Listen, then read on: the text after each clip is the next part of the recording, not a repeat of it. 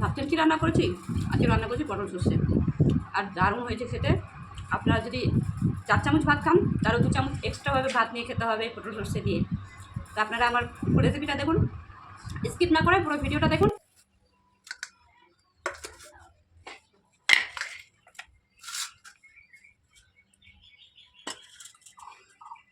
পটল সর্ষে করার জন্য নিয়ে নিয়েছি পটলগুলোকে ভালো করে ছুলে নিয়ে নিতে হবে, একটুও যাতে খোসা না লেগে থাকে পটলের গায়ে। তো এইভাবে করে ভালো করে ছাড়িয়ে নিতে হবে।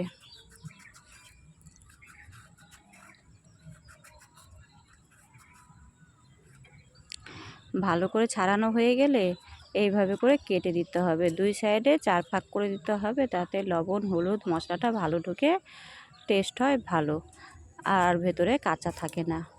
তোমরা পটলের যে কোনো রেসিপি করবে এইভাবে করে কেটে নেবে, তাতে লবণ হলুদটা ঢোকে ভালো, খেতে ভালো হয়। আর এইভাবে করে একে একে করে সব আমি পটলগুলোকে ছাড়িয়ে নিব।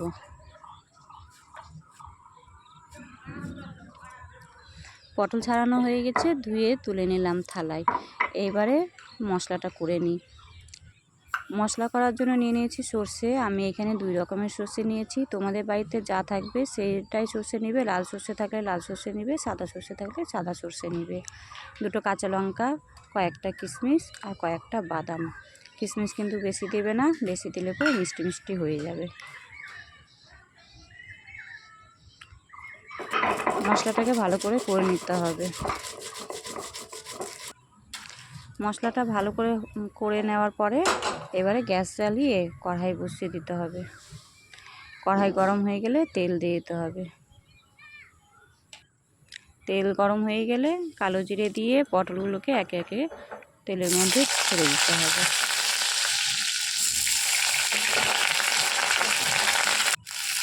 পরিমাণ মতো হলুদ, পরিমাণ মতো নুন দিয়ে ভালো করে নাড়াচাড়া করে ঢাকা দিয়ে ভাজতে হবে। ঢাকা দিয়ে ভাজলে পটলটা ভালো সেদ্ধ হয় আর ভাজাটাও ভালো হয়।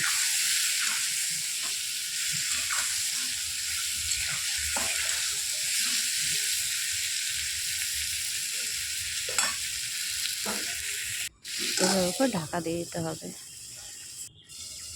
2-3 মিনিট পর ঢাকাটা খুলে নেড়ে চেড়ে আবারও ঢাকা দিয়ে দিতে হবে।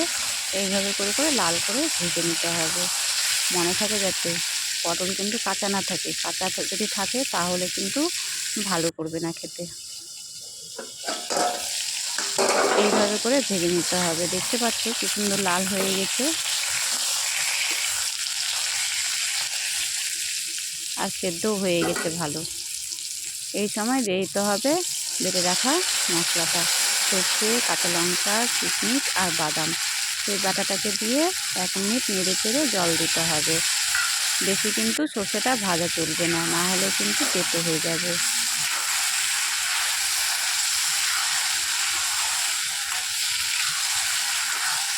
আমি এখানে 1 মিনিট মশলাটাকে ভেজেছিলাম।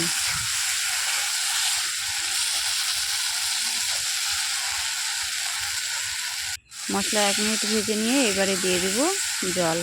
বেশি জল দিব না, কেন যে পটলটা আগেই সেদ্ধ হয়ে গেছিলো। ঢাকা দিয়ে ভাজার এটাই মানে হলো যে আগে যদি ঢাকা দিয়ে ভাজি তাহলে পটলটা ভালো সেদ্ধ হয়ে যায়। আর জলটা ফুটে গেলে 1 চামচ চিনি দিয়ে দেবো। চিনি দিয়ে ভালো করে নাড়াচাড়া করে চিনিটাকে ভালো করে মিশিয়ে দিব। মনে রাখবে যাতে গ্রেভিটা একদম না শুকায়, গ্রেভিটা এইভাবে থাকে, না হলে কিন্তু পটল সর্ষেটা একদম শুকনো হয়ে যাবে, খেতে ভালো হবে না। এই সময় গ্যাসটাকে অফ করে দিব আর ঠান্ডা করে পরিবেশন করে দিন।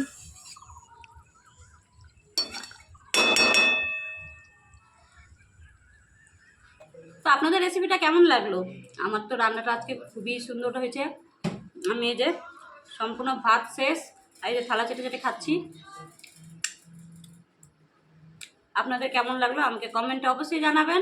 আর ভিডিও ভালো লাগলে লাইক কমেন্ট শেয়ার করবেন আর চ্যানেলকে সাবস্ক্রাইব করবেন নতুন রেসিপিস দেখার জন্য। আর পাশে থাকবেন। তো দেখা হচ্ছে নেক্সট রেসিপি নিয়ে।